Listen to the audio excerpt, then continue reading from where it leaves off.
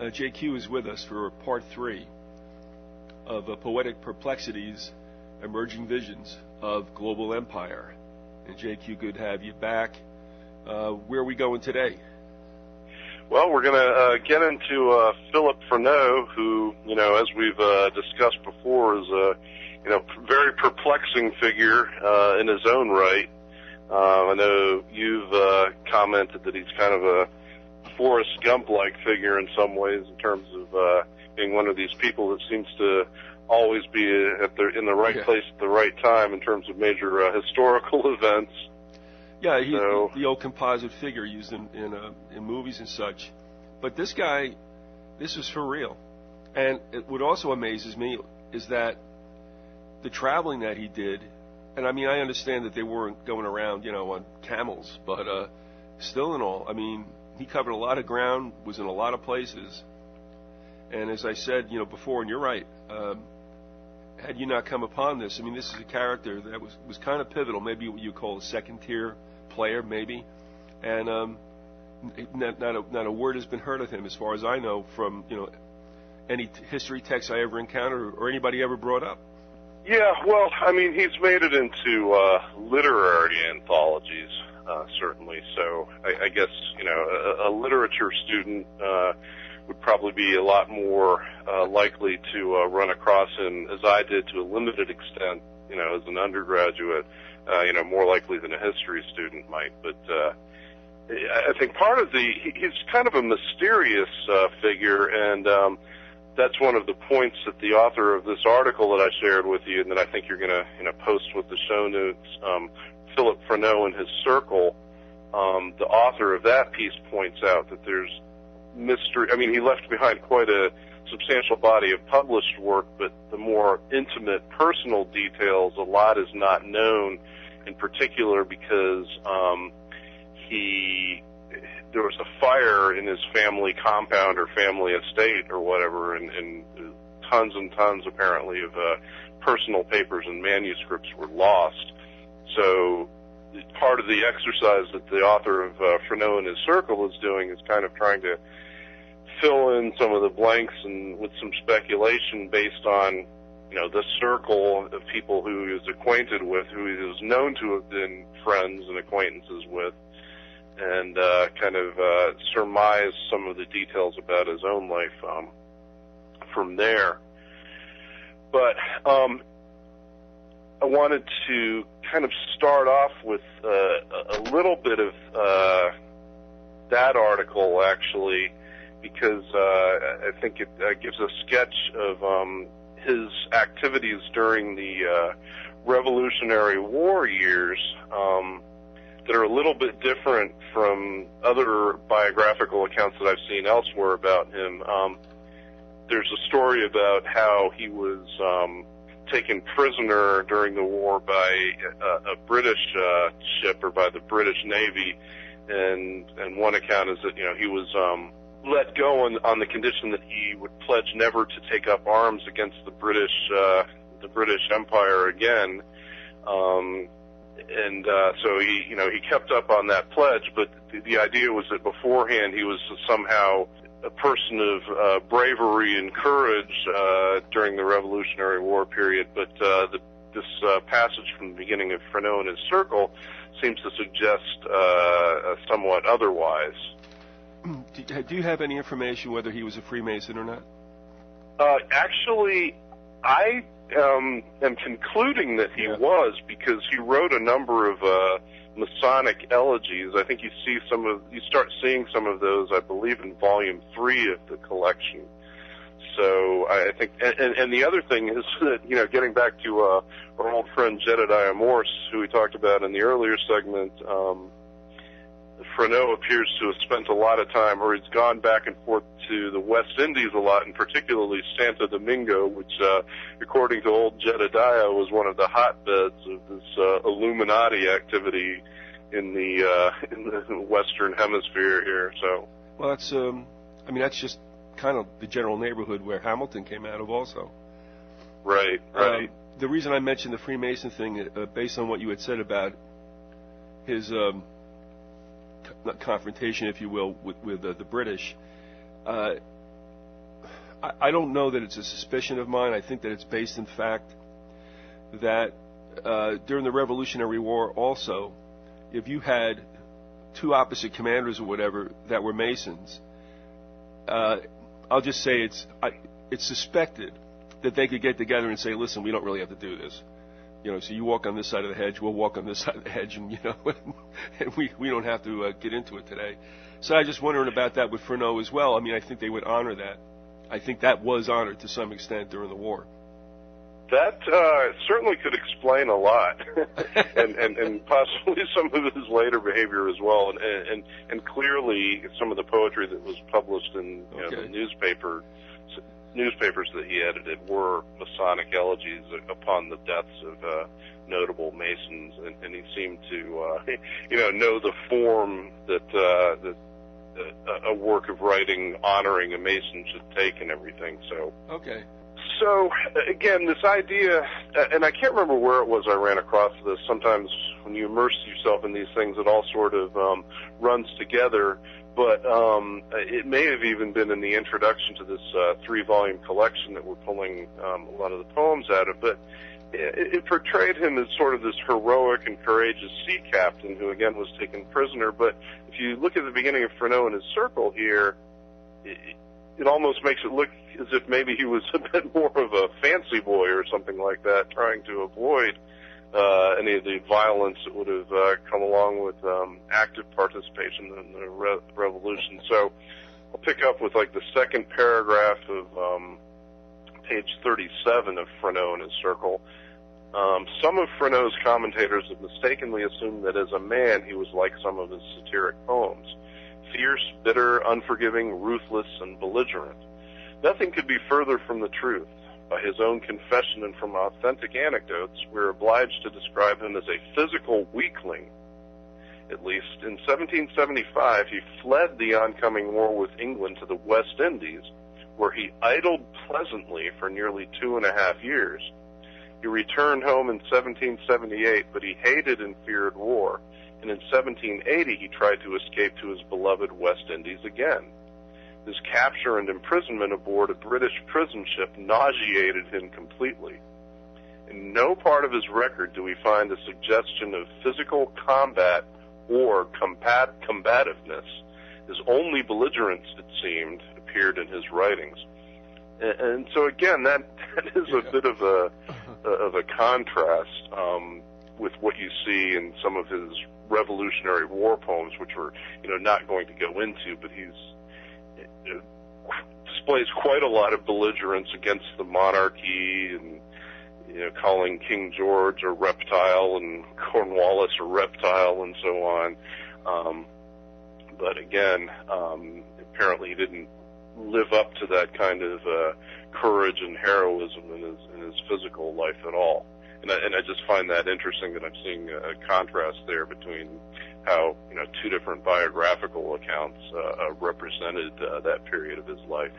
So what I'm going to do is give a quick biographical outline, a partial one that's going to stop at a certain point in his life, and that's going to give us an opportunity to get right into one of the poems, rather than which I think is a good thing for the listeners, rather than spending an extended period of time on historical preludes, because there is an ambitious amount of historical background material to cover here.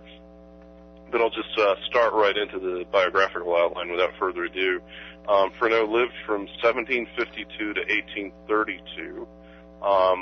Many literary critics would describe him as the father of American poetry, and in some ways he's viewed as sort of a bridge between, a bridge toward, I would say, the more classically oriented and intellectual and formalistic type of poetry that you see in the 18th century to the more, romantic and even Gothic sorts of poetry that you'll see later in the 19th century, which would be, the latter folks that I would talk about would be exemplified maybe by, say, Emerson and Poe on this side of the pond, and in particular Wordsworth across the pond.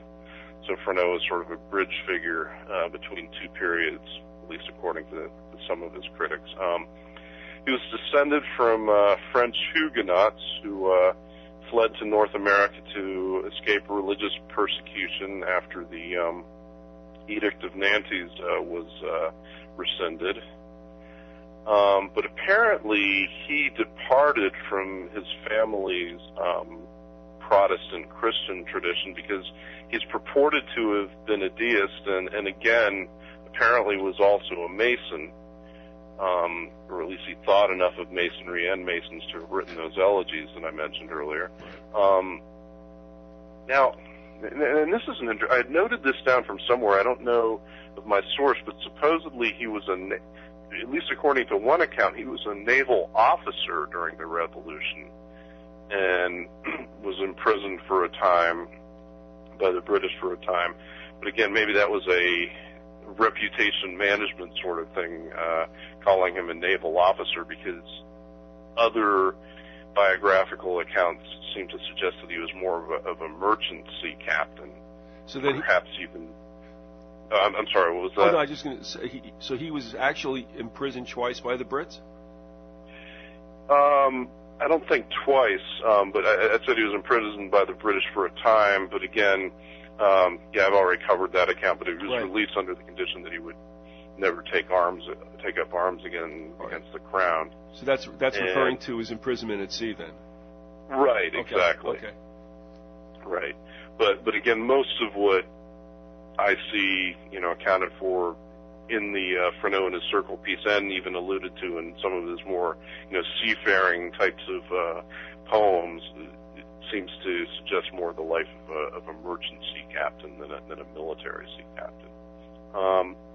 He's also been described as the poet of the American Revolution and the Anti-Federalist poet, which I think one of my main points here is that calling him an Anti-Federalist is quite dubious in a lot of ways, and we'll get into that as we go along.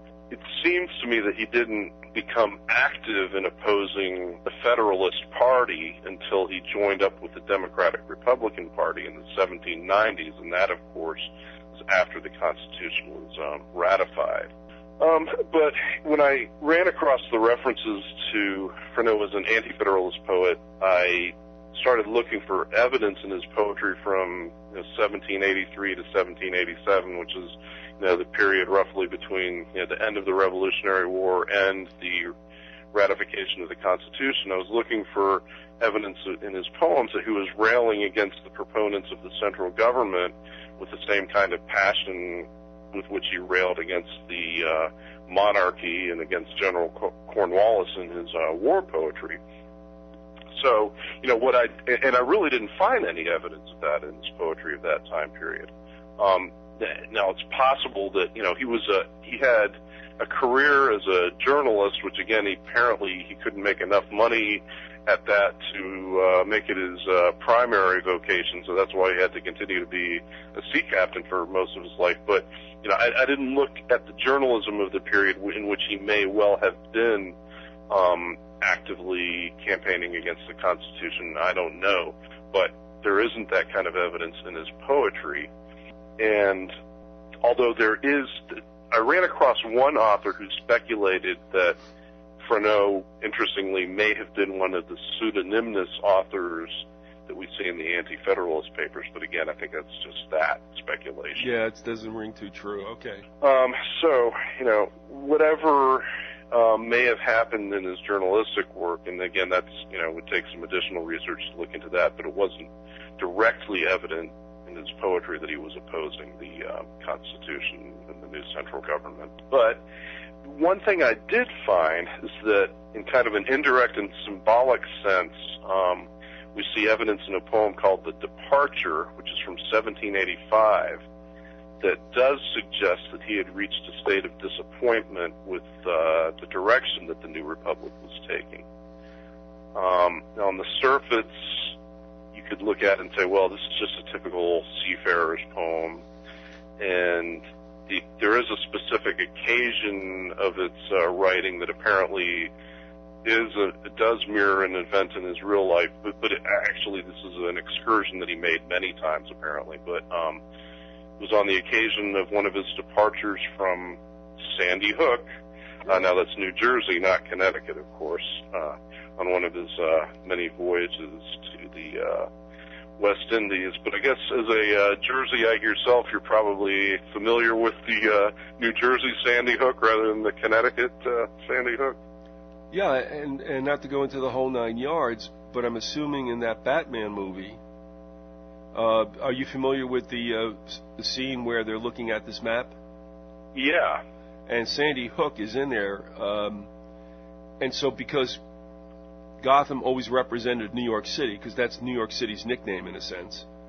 Right. Yeah, to see Sandy Hook in there, that's immediately what I thought, was that, I think it's a national park that's on that peninsula that juts north, yeah. Sure. Right, and there's a military base there today. Apparently it was a major port of call at one point. And I think it's probably, in retrospect, a lot of the conspiracy theorists who were jumping all over that segment in Batman may have been misunderstanding that this was the New Jersey Sandy Hook rather than the Connecticut Sandy Hook. But, also, that apparently was a major landmark for ocean-going vessels. The Lusitania, in fact, it's mentioned in there as well. Looking for Sandy Hook, because that's when they were going to start to head or tack, north up the Hudson River, and that's what they'd be looking for when they were coming, from the east. So right. Sandy Hook has a number of very unfortunate connections. Yeah, well, also today there's still a military base there. I think probably not a very well-known one. Or no, I guess it's a historic base actually. I guess it's not an active one. And then of course there's a very special beach in that region as well. Maybe we won't go into that. Do you know what I'm talking about, though? The only way you would pull up with that mention is that a nudist beach or something. Yeah, it's what they call a clothing optional beach. Well, heck, why did I know about that growing up? Right. I would have thought the word might have gone around here and there in New Jersey, but maybe not. Darn. But at any rate, my take on this poem, The Departure, is that, there's a lot of basis for looking at it as more than just a captain leaving home and feeling sad about that and feeling a little bit depressed at the change of season. But let's, kind of take a look at the language and let it speak for itself. So, it's all right with you. I'll just get right into it. Sure. Yep. All right. So it's from 1785, and it begins, from Hudson's cold, congealing streams, as winter comes, I take my way, where other suns prompt other dreams, and shades less willing to decay, beget new raptures in the heart, bid spleen's dejective crew depart, and wake the sprightly lay. Good-natured Neptune, now so mild, like rage asleep or madness chained, by dreams amused or love beguiled, sleep on till we our port have gained. The gentle breeze that curls the deep shall paint a finer dream on sleep. Ye nymphs that haunt his grottos low, where sea-green trees on coral grow, no tumults make, yet lest he should wake, and thus the passing shade betray, the sails that o'er his waters stray. Sunk is the sun from yonder hill, the noisy day is past, the breeze decays, and all is still, as all shall be at last. The murmuring on the distant shore, the dying wave is all I hear, the yellow fields now disappear, now no painted butterflies are near, and laughing folly plagues no more. The woods that deck yon fading waste, that every wanton gale embraced, ere summer yet made haste to fly, how smit with frost the pride of June. How lost to me, how very soon the fairy prospects die, condemned to bend to winter's stroke, low in the dust the embowering oak has bid the fading leaf descend, their short-lived verdure at an end. How desolate the forests seem, beneath whose shade the enamored maid was once so fond to dream. What now is left of all that won? The eye of mirth while summer stayed, the birds that sported in the sun.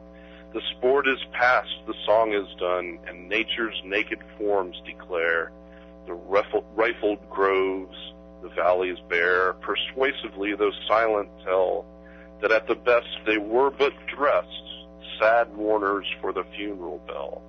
Now while I spread the venturous sail to catch the breeze from yonder hill, say, what does all this folly mean? Why grieve to pass the watery scene? Is fortitude to heaven confined? No, planted also in the mind, she smooths the ocean when she will. But life is pain, what ills must try, what malice dark and calumny. Indifference with her careless eye, and slander with her tale begun. Bold ignorance with forward air, and cowardice that has no share in honors gained or trophies won. To these succeed, and these are few of nature's dark unseemly crew, unsocial pride and cold disgust, servility that licks the dust, those harpies that disgrace the mind, unknown to haunt the human breast when pleasure her first garden dressed, but vanished in the shade so gay and lost in gloom the summer day that charmed the soul to rest. What season shall restore that scene when all was calm and all serene, and happiness no empty sound, the golden age that pleads so well? The mind that made it shall not tell to those on life's uncertain road, where lost in folly's idle round and seeking what shall ne'er be found, we press to one abode. So I had highlighted those last three stanzas, which I think are really key to, or at least hints at what he's really getting at in terms of he's lamenting more than just his departure or the change of the season. I think, he's looking at this brief period of years right after the Revolutionary War, that something's already going wrong and that the golden age that they had is coming to an end. It's not real specific, but I think he's taking a dark turn in comparison with some of the other poems that he wrote during this period. Go ahead, I'm sorry, JQ. Oh, that's okay. One of the things that struck me is I don't know that this would qualify as a sonnet. I don't think it meets, quote, the structure. No. But I was just following you on this, and the rhyme scheme is very interesting. Just to take a segment, and it seems to go in 10 lines. A, B, A, B, C, C, D, D, E, E. Interesting. Yeah, well, certainly, at least if it mirrors the rhyming pattern, there's probably is a technical name. I would say a lot of the technical nomenclature of poetry probably isn't one of my stronger points, but that is an intriguing notion, particularly because, a sonnet tends to be more of a love poem, and this is much, clearly a lament and something that's expressing a sense of loss. This is quite melancholy, wouldn't you say? Oh, yeah, very much so. And I think there's some key words and phrases here. Calumny, servility, unsocial pride, and then not to mention, I almost forgot, there's a lot of pretty heavy-duty classical imagery of very dark things like the harpies and the shades, which you may recall in classic Greek and Roman poetry are the people of the shadow world who have passed on, and that's their afterlife, to live in this sort of shadow existence. And the funny thing is that I have a recollection of a world literature professor way back saying a bit more about the shades. It's not just that they're the shadow people, or the shadow souls of the underworld, but they're the ones who kind of come and collect your soul when it's time for you to pass on, and then if you're going to Hades or whatever, those are the entities that will kind of, tear you from limb to limb and torture you. But when I researched that again to see if that was indeed an association with the shades, I wasn't able to find anything about that. But anyway, it's dark and heavy-duty classical imagery nonetheless. It does remind me, though, too, I was going to say that I don't know why this happened, it just sticks in my head, but this is a little reminiscent of Poe.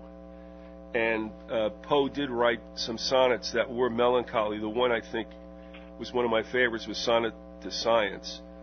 But the sonnet, I think, had to have 13 lines. There were the conventions you had to stick to. But right. so, I mean, a sonnet in itself, I mean, obviously could lend itself to being somewhat melancholy, but this kind of reminds me of it. But what makes this different and I think special is that it doesn't stick to the old A-B. The rhyme scheme is very, I mean, complex, but it lends also for I think, what would you say, a less sing-song poem, which so many of them fall into that kind of category?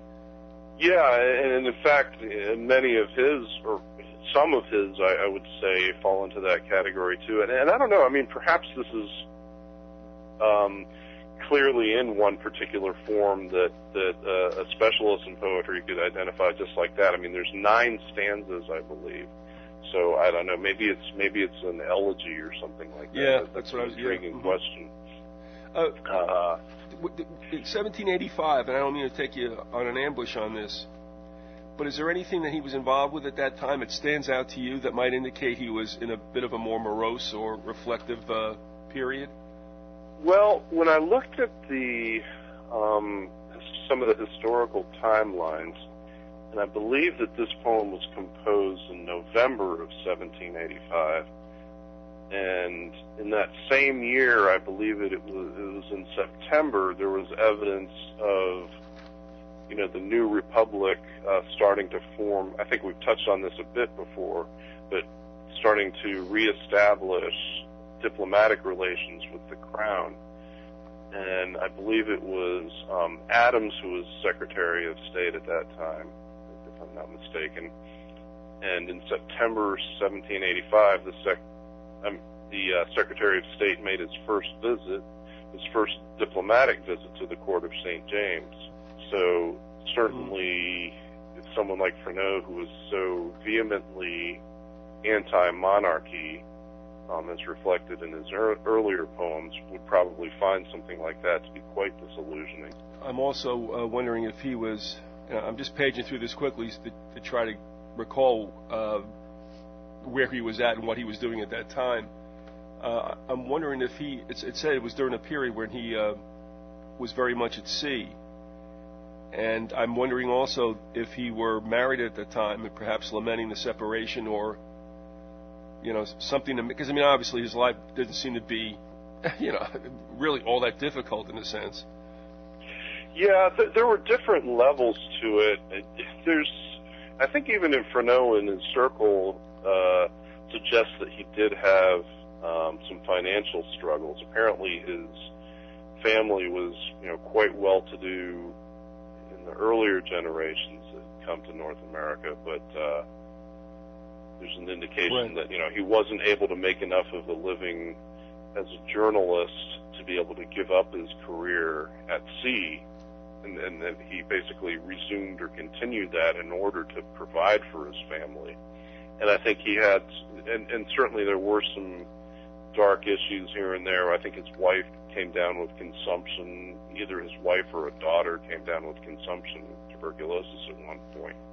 So certainly, yeah, it could have been a sad period of life in general, but I think there's evidence of several different layers, personal and political as well. Well, and not to hammer it, but on page 44 in Freneau in his circle, this may explain something in that it says, and this refers to his calling as a sea captain. It says his movements at this time, however, are extremely obscure, and he may have sailed much more widely than we know. It is said that he took up this vocation in real earnest, so as to augment his fortune enough to marry Miss Eleanor Foreman, daughter of a neighboring family. So, in his desire to be together with her, he had to be separated from her to make the money that would eventually allow them to marry. And so now I can understand if this is correct. I mean, if I'm putting 2 and 2 together and it comes out 4, that it's this dedication, but yet this separation that's working on him at this time. Yeah, I think so. I mean, I think that's certainly a factor there. Yeah. So and again, he starts off, and I mean, he sets the tone right away in the departure from Hudson's cold, congealing streams as winter comes. It's like, okay, now all of a sudden, the Hudson isn't this wellspring of hope. Now it's this cold, congealing stream. Right. Yeah. Exactly. So, but nevertheless, it's not until the 1790s, really, that we see this evidence of opposition to the new regime showing up.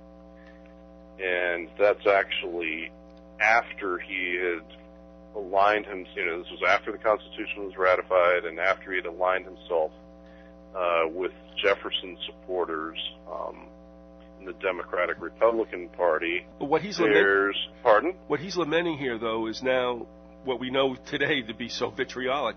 Isn't he really now involved in partisan politics? Yeah, absolutely. And he presents himself as an opposition voice after the new system is in place. So I think that makes the notion of opposition, dubious. Yes, he's getting involved in partisan politics and supposedly opposing the original Federalist Party, but again, it's within this context of a new and very powerful regime. Does he commit himself, though, to Jefferson in the end? Does he not stand with him? Yeah, no, it seems that I didn't run across anything indicating that he had ever turned against Jefferson. No, but kind of the next excerpt I wanted to go into, and this is from Freneau and his circle, relates the story of how Jefferson and some of his associates, or I should more accurately say, some of Jefferson's associates set him up with a new newspaper that appeared to have the express purpose of being a platform to campaign for the Democratic Republican Party. And that's on page 46 of Freneau and his circle. And it reads, there is a rather involved story, too long for rehearsal here, about the efforts of Burke, Lee, Madison, and Jefferson to establish Freneau as a Republican editor in Philadelphia. But it can be said that there is no evidence of collusion on Freneau's part, though there does seem to have been some degree of collusion among the others. In any case, by October 1791, he had issued the first copy of the National Gazette and was established as Jefferson's translator,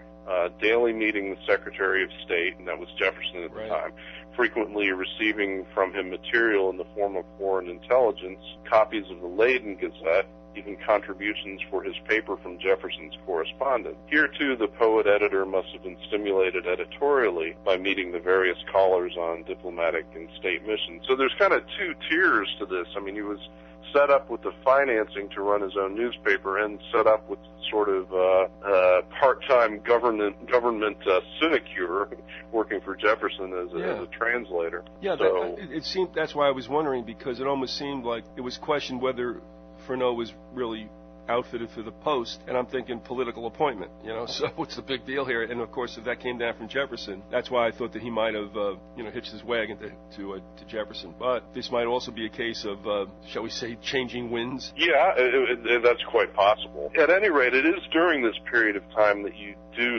see an opposition voice, quote unquote, showing up in his poetry, but it's not necessarily the type of opposition that you would expect from someone we would call an anti-federalist, at least not in the context of the Anti-Federalist Papers, because he seems to very quickly latch on to the French Revolution, which is kind of the next really big and ambitious topic we're going to need to get into here, and I think it's just necessary to go into some of that background to be able to understand, put a framework on where Freneau was going, because again, he very overtly begins to support the French Revolution, and George Washington even spoke out against him, calling him that rascal Freneau, because he was appalled over Freneau's activities of helping to set up Jacobin clubs in the United States. The thing is that if that's an opposition, well, let me say that one of the definitions I've seen of Jacobinism, or the revolutionaries in France in general, in terms of the form of government that they wanted to put in place, is the term I ran across as centralized republic, in which the constituent parts are relatively weak, and the federated power is very powerful. So this is almost a greater degree of central authority than arguably then was set up by the Constitution. And certainly as the French Revolution moved on, you really see that it was that it very much had the characteristics of the kinds of totalitarian movements and governments that we saw in the 20th century. When we get into Goldberg, the excerpt we would look at is called Jacobin fascism. Well, it's almost a case of new boss same as the old boss. I mean, the Jacobins were there supposedly to overthrow the monarchy and that kind of despotism, but then do they not tilt also to a certain kind of, not despotism, but fascism, severe control? Right, and what you see in the contrast with Washington, for example, I think, is that crew were still thinking of themselves as more of a genteel elite class, aligned more with the monarchical tradition, whereas I think the French Revolution camp was more of a revolt of the middle, lower classes, the common people. But that takes.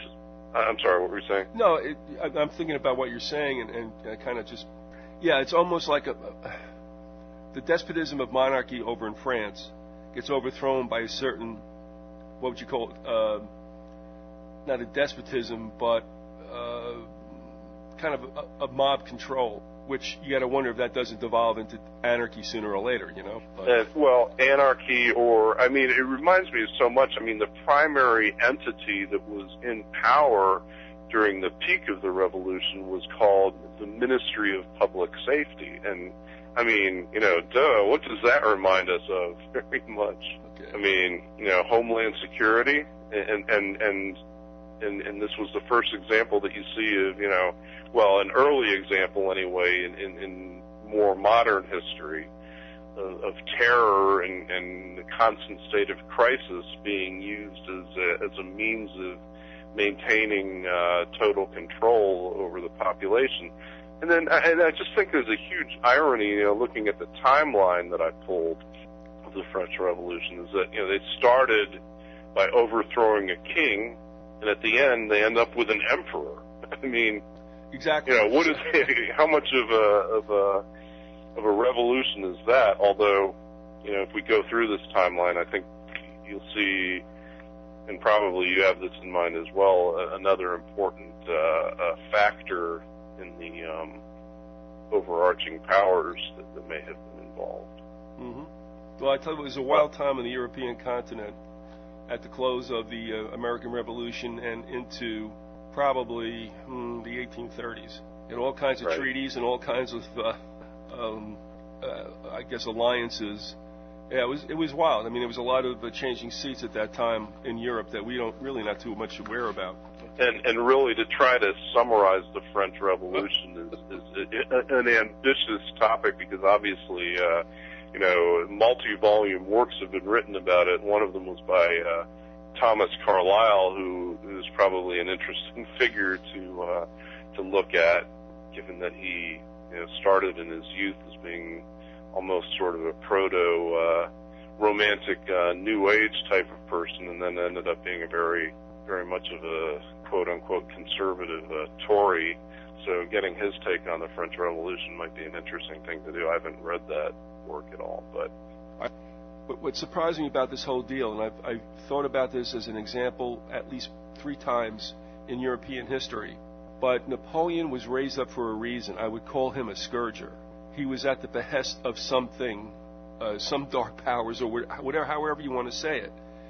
And when that job was done, and I won't define that now, I think you're going to wind up doing that. I'm going to listen to you as you go through the timeline of the revolution. But I find it so strange, and they did the same thing to Hitler later on. Why in the world would you go and try to invade Russia in the fall? Yeah, it's insane. Yeah, because they dashed Napoleon, and they finished them off, obviously. Wellington finished them off, but why would you go do that? It was as if your job is done, and we can't have a 700-pound gorilla on the continent, so you're going down. And the same thing happened with Hitler. You can't be that stupid. I find it interesting, and that would indicate to me that Napoleon was used for political reasons to smack around certain nations. But that's all I'll say right now. And I'm going to turn it to you because I'd like to see if what I'm thinking is also what you're going to apprise us about. Well, yeah, and I think, and this timeline I pulled actually comes from a university professor at the University of Indiana, and, you know, I haven't read any of her essays or anything, but some of the issues that she pulls for the timeline seem to take things in some intriguing directions, and I think as we get towards the end, some points that are made just before, just after Napoleon takes over, or take things in a direction that you'll probably find very interesting. But I don't know. I mean, having not been at all a scholar or even anything as humble as an undergraduate student of the French Revolution, I'm sure there's a lot of gaps here that more of an excerpt can fill in, but we'll do our best with what we have here. So, starting out in 1774, Louis the XVI, great-grandson of Louis the XIV, the Sun King who built Versailles, becomes King of France. In 1770, he was married to Marie Antoinette. Okay, and then after only 4 years in power, what does he do? July 1778, allied with the American colonies, France declares war on Britain. And that's pretty huge itself. I mean, I think we all get the junior high history that the French were involved in, you know, supporting the American revolutionary cause, but apparently this was a major effort. I mean, it's not just a matter of intervening here by, you know, sending Lafayette over to help out or whatever, but they're fighting a war, a complete war across the pond, which almost puts Britain, I guess, in the point that the level of resources, I mean, it sounds like a brilliant strategy if France really does want to affect the course of events in North America, because they've got the British so tied up across the pond that the resources they're going to be able to deploy in the colonies are probably quite limited. Well, I think that's one of the reasons why, you know, I have a different take, and maybe you do too, on the revolution and just exactly who won what. But it did seem that Britain's attitude, and it supposedly is factually represented in certain discussions in Parliament, that's like, look, what are we doing fighting this thing? Let's just get this, let's get the business in order, take care of that, let's get them out of there, and we got other intrigues here on our continent. And I think that's pretty accurate. So, in September 1783, we have the Peace of Versailles between France, the American colonies, and Britain. And you just, a quick comment here is that you notice Treaty of Paris, Peace of Versailles. It seems like everything's being brokered by France here. So who's really defining the terms? Who's the real winner here? I mean, maybe it's really France that's in control more than a lot of people realize. But the consequences of this whole effort on France were apparently deep, and I don't know, you can get into whether any of this might have been speculate about whether any of this might have been by design behind the scenes. I don't know, but I really hadn't been aware that the cost to France of helping the North American colonists' cause was extreme, and pretty much brought them to the point of bankruptcy. So the next date here, August 1786, Comptroller General Cologne, faced with the impending state bankruptcy, suggests reforms to Louis XVI: tax reductions, free grain trade, unitary land tax. Normally, any such reform would have to be enregistered, accepted by the Parliament of Paris, sovereign law court. But the Parliament has often rejected reform attempts in the name of protecting historic liberties. Rather than presenting Cologne's reforms to Parliament, then the monarchy convokes an assembly of notables. Now, and here's an interesting point, I think, behind the revolution. Apparently, the French at some point had their own version of the Magna Carta, which set up an allegedly constitutional monarchy, and I guess it was a three-tier parliamentary system consisting, if I'm correct, of the first, second, and third estates, which would roughly correspond, dividing the classes into three tiers rather than the two-tier system of the House of Commons and the House of Lords, or that we have across the pond, or the House and the Senate that we have here. But apparently for extended periods, the king just pretty much ignored that, and he had complete and unmitigated veto power. So apparently during this period of time, that parliamentary system was not fully operational, so that the king had a tremendous amount of power to circumvent any of the parliamentary processes. Yeah, and yet that also was one of the points of opposition to the Constitution, and that is, any Constitution that allows the president to write executive orders or to become potentially dictatorial under war powers, well then, why do you bother with the branches then, Because it does really, I think Patrick Henry even said that. Although he did sign on, he just said out of one side of his mouth, today we tilted toward monarchy.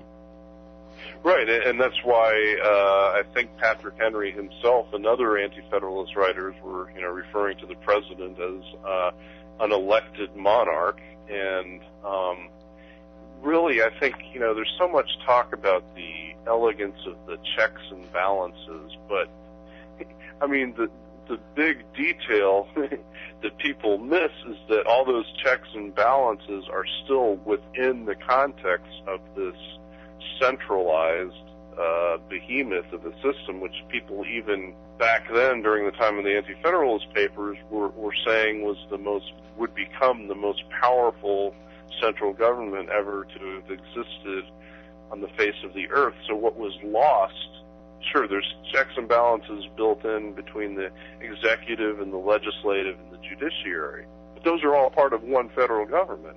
So there's not a sufficiency of checks and balances of the states on that federal system. I guess, technically there's a capability of the states convening and calling another constitutional convention or something like that, but I'm certainly not going to hold my breath waiting for that to happen. No, and again, what do we have here, though? It's I think, one of the problems that people often, always overlook, and that is the appearances. Just as you said, it's interesting because balance is not gotten through two entities. Balance is gotten through three entities. I think that's the reason why you have the three branches and such. Also, if you remember, and I hope this isn't too banal an example, but with Orwell talking about the three power spheres. Even as we look today, we think about three power spheres, Russia, China, and ourselves. However, as you said, if they're all playing on the same side, you're dealing with the appearance of some kind of checks and balance operation when in fact you do not have one. Take that. Yeah, exactly. Don't get me started. Yeah. Right. All right. So in August 1788, we see de facto state bankruptcy. And 1789, let me back up here. Okay, January 1789, Sieyès, I don't know who that is, publishes What is the Third Estate, which again is part of that three-tier parliamentary system. Electioneering raises questions about how voting will proceed in the Estates General, by head or by estate. So on May 5th, 1789, we have the opening of the Estates General, voting to be by order, i.e. one vote for the first estate, one vote for the second, and one vote for the third, rather than by person. So apparently what that means is, apparently these houses within their parliament, if you will, were of different sizes. And in fact it is. The latter is favored by the third estate, as it is, which is, I guess, the most closest to the common people. The latter is favored by the third estate, as it is twice as big as either the first or second. In voting by orders, each order meets separately to decide its vote. So apparently what happens is instead of having sort of a proportional representation, and I guess under the auspices of the king, it was determined that all of the votes in each house would be rolled up into just one vote, so that essentially, the voice of the commoners would be subsumed or canceled out by the first or the second. At least that's the best interpretation I can come up with at this point of this complex parliamentary system and how it seems to have been being circumvented. So, May 6, 1789, delegates from the Third Estate refused to meet as a separate group and called themselves the Commons. So I'll skip ahead a little bit and move to a point that I find rather interesting, even though I don't fully understand all the details, but it's intriguing. 11 July 1789, Louis the King dismisses his chief minister, the popular Swiss banker Necker, and replaces him with the reactionary Breteuil. So apparently that really inflamed the hoi polloi, if you will. Word of Necker's being fired reaches Paris, prompting protests in many different contexts. Speeches in the gardens of the Palais Royal, closing of the stock exchange, looting, etc. And then 14 July 1789, a famous incident, a Paris crowd storms the Bastille prison looking for arms with which to defend itself against the army rumoredly massed around the city. Troops refused to fire on the crowd. So a firing of a banker touches all this off. Mm-hmm. That's intriguing to me, and I wonder why. I mean, maybe you know something about that. No, I don't. It just seems to me that in this case, for whatever reason, I mean, again, the professor may not be necessarily subjective. I mean, the insights are probably sound, but if the Swiss banker was popular, then I would think that would mean that the people were more comfortable with Necker than what Louis was doing. It looked like Louis was getting ready to clean everything out. I mean, there's just so many elements in this. And I've not studied it, and whenever I did, it was so long ago to appreciate all that was going on and what the real story was. But I think, this seems to be an excess of Louis that touched things off. But what's really interesting is what that statement was attached to July 14th. The people are going to defend themselves against the army rumoredly massed around the city. So do we have a false flag op here? Was there really an army massed out there, or was that just, the op to get people to come out in revolt? Or it backfired because there was a real army, but it backfired because the troops had shifted their loyalty away from the king in this situation. I think to speculate on what could have been going on with the bankers here is that, the popular Swiss banker, that suggests to me that this was someone who was an exponent of economic policies that were more in the interests of presumably, I guess, the bourgeois, the middle classes, and the working classes as well, so they would have the money to buy their bread and not just eat cake as Marie Antoinette wanted them to. So this may have been a situation of, inflating the money supply and making sure there was plenty of money in circulation to fuel the economy. And I would imagine that the king, as the instigator of these military adventures against Britain and to assist the American colonies, would have been the one who would be on the hook for this debt, whoever he owed it to. And that's a missing question here. Who did France owe this money to? All right. Oh, do you have an insight there? No, something seems to be missing, and we both know it, and we can do our homework later on and maybe come back out with this. But, I got to tell you what I thought about right from the get-go, and that was a banker, a European banker, and I'm thinking Calvi and the Vatican, back in the 70s, and now I'm thinking Necker. Could Louis have offended the Vatican? I don't know. And then, of course, you had that crazy time when they split the papacy between Rome and Avignon. You know what I mean? Right. So I don't know. And I'm being completely innocent about this, but something seems to be missing here. And again, you talk about dark powers, but I'm going to have to take a look at Necker and see what, exactly what he was about. I mean, Wikipedia will give you a bit of a thumbnail. Right. But I'm looking at, why was he at least revered in what he did? Was he an honest person, and was getting rid of him an affront to anybody else besides, well, of course, not the Louis. But Louis, this is the Sun King, is it? No, he's the grandson of the Sun King, actually. It was the Sun King who had the split personality, wasn't it? Who had two separate councils. Do you remember this? I'm sorry, say that again? No, it's just that, again, I think back to some of the really zany stuff that has happened amongst the royals.